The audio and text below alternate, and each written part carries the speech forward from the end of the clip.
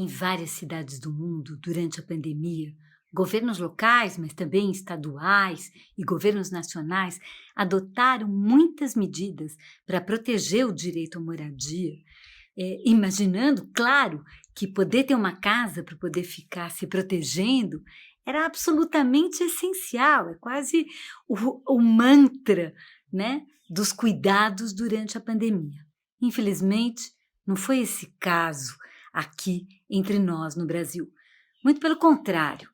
além de não termos suspendido, por exemplo, os despejos por falta de pagamento de aluguel, também não termos suspendido as remoções, também não termos suspendido, além de breves períodos e apenas em alguns locais, as contas de água, de luz para as pessoas, e isso, quando aconteceu, foi muito pouco e absolutamente não deu conta da complexidade. Nós já estamos vendo remoções em massa durante a pandemia.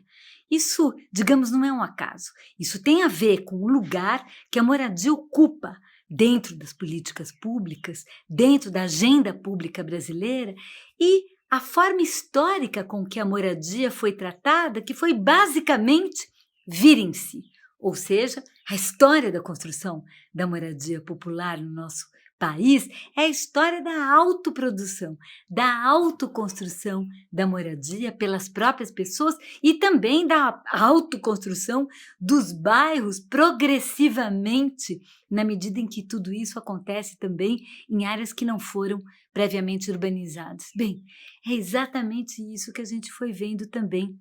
durante a pandemia, né?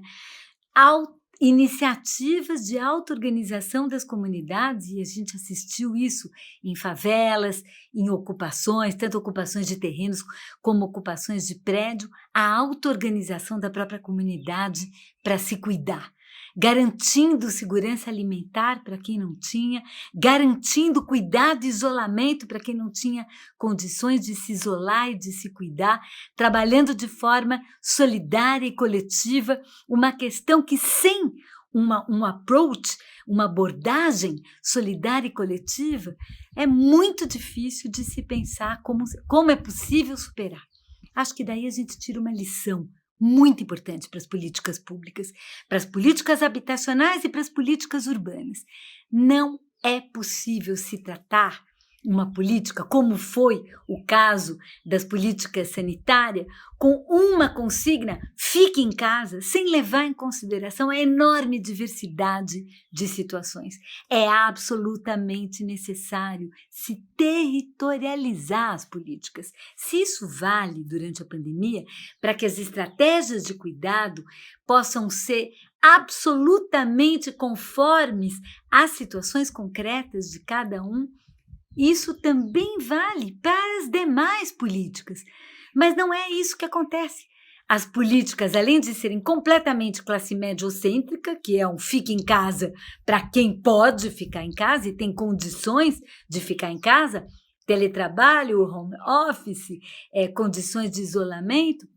ela também é assim para várias outras políticas. Isso tem a ver com a normativa, com a regulação urbanística, isso tem a ver com as políticas habitacionais que aparecem como modelos únicos, que nada dialogam com um modo específico, como essa moradia produzida e vivida numa heterogeneidade enorme. O aprendizado é a necessidade de radicalizar a descentralização das políticas, radicalizar a territorialização das políticas, partir da situação como ela é, para a partir dali se pensar uma intervenção sobre ela, e nunca ao contrário, como é mais ou menos o pensamento hegemônico, inclusive dentro da política urbanística e política habitacional no nosso país.